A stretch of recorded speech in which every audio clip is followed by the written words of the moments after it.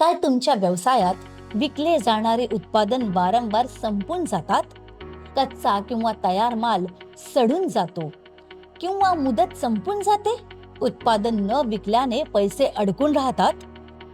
काय वारंवार पुरवठादाराकडून किंवा इतर कोणाकडून उधार घ्यावं लागतं? जर हो, तर याचा अर्थ आहे तुमच्या कच्च्या मालाचा हिशोब योग्य नाहीये. पण यापासून वाचण्यासाठी काय करू शकता? चला तर जाणून घेऊया.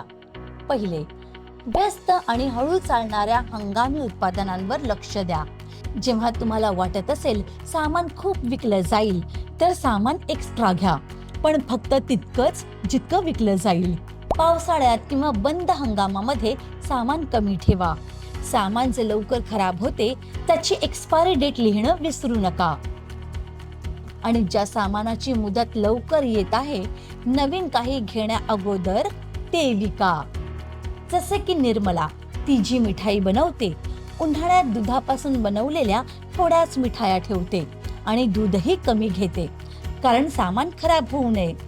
तेच जेव्हा सणासुदीच्या वेळी मिठाया लवकर विकल्या जातात, तेव्हा निर्मला जास्त दूध, तूप, साखर घेऊन येते.